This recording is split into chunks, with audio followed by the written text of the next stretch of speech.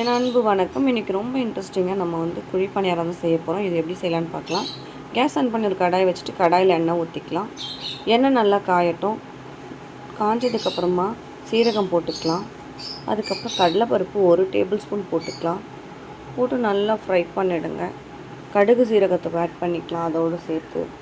அதுக்கப்புறம் ஒரு பெரிய வெங்காயத்தை கட் பண்ணி வச்சுருக்கோம். வெங்காயத்தையும் ஆட் பண்ணிக்கலாம். ஆட் பண்ணி நல்லா வதக்கி கொடுத்துருங்க. ஸோ நல்லா உங்களுக்கு லோ ஃப்ளேமில் வச்சுடுங்க. ரொம்ப வதக்காதீங்க, மீடியமாக வதங்கினா போதும்.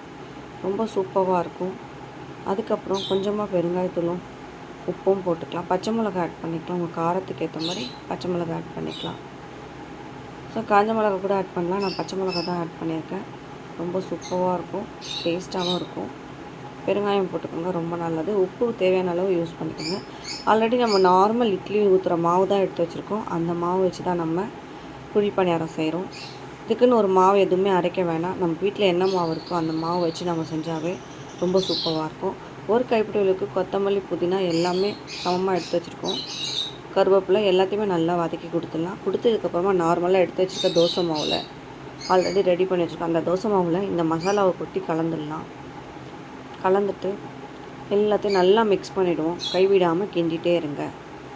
ஒன்றோடு ஒன்று ஒட்டாமல் அப்படியே கிண்டிகிட்டே இருங்க. இப்போ மிக்ஸ் ஆகி வரும்போது நல்லாயிருக்கும். சாப்பிடும்போது ஒரு வாய்க்கு ஒரு கடலைப்பருப்பு, ஒரு வெங்காயம் வரும். அப்போ ரொம்ப டேஸ்ட்டாக இருக்கும். இந்த குழி பணியாரம் அப்படியே வெறுமனையாகவும் சாப்பிட்லாம், சட்னி வச்சும் சாப்பிட்லாம். நான் இது கார சட்னி தான் எடுத்து வச்சுருக்கேன். ஸோ இப்போ நம்ம ரெடி ஆகிடுச்சு. மாவு தனியாக வச்சுட்டு குழி பணியாரம் சட்னி வச்சுக்கலாம். சட்னி நல்லா காயட்டும். காஞ்சதுக்கப்புறமா அனல் கம்மியாக வச்சுடுங்க. நல்லா காஞ்சதுக்கப்புறமா எண்ணெய் ஊற்றிக்குங்க, இல்லை நெய் ஊற்றிக்குங்க. நான் எண்ணெய் தான் ஊற்றுறேன், ரீஃபைண்ட் ஆயில் தான் ஊற்றிருக்கேன். எண்ணெயும் நல்லா காயட்டும் இந்த குழி பணியாரம் சட்டியில். ஸோ ரொம்ப சூப்பராக இருக்கும். இது ஸ்நாக்ஸாகவும் சாப்பிட்லாம், குழந்தைங்களுக்கு ஸ்கூலுக்கு கூட கொடுத்து அனுப்பலாம்.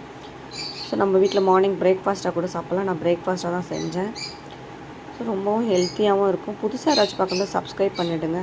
மறக்காமல் பெல் ஐக்கானை கிளிக் பண்ணிவிட்டு உங்கள் ஃப்ரெண்ட்ஸ் அண்ட் ஃபேமிலிக்கு ஷேர் பண்ண மறந்துடாதீங்க. ஷேர் பண்ணுங்கள், ரொம்பவும் நல்லது. இப்போ நம்ம கொஞ்சம் கொஞ்சமாக இந்த மாவு ஆட் பண்ணிக்கலாம். 3/4 பதத்துக்கு ஆட் பண்ணால் போதும். எல்லாத்தையுமே ஆட் பண்ணியாச்சு. சிம்மில் வச்சுடுங்க. ஆல்மோஸ்ட் குக் ஆகிடுச்சு பாருங்கள். இப்போ நான் திருப்பி போட்டு விட்றேன். ஒரு ஸ்டிக் இருக்கும், அந்த ஸ்டிக்கை வச்சு நீங்கள் திருப்பி போட்டுக்கோங்க. அவ்வளோதாங்க, ரொம்ப சூப்பராக ரெடி ஆகிடுச்சு நம்மளுடைய குழி பணியாரம். எல்லாத்தையுமே நான் திருப்பி போட்டுருவேன்.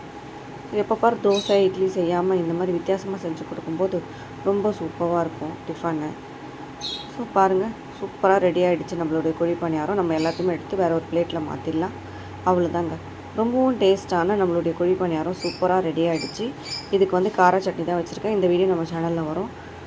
மீண்டும் மீண்டும் சுவைக்க தோணும் ஹானாஸ் கிச்சன் தமிழ். தேங்க்யூ.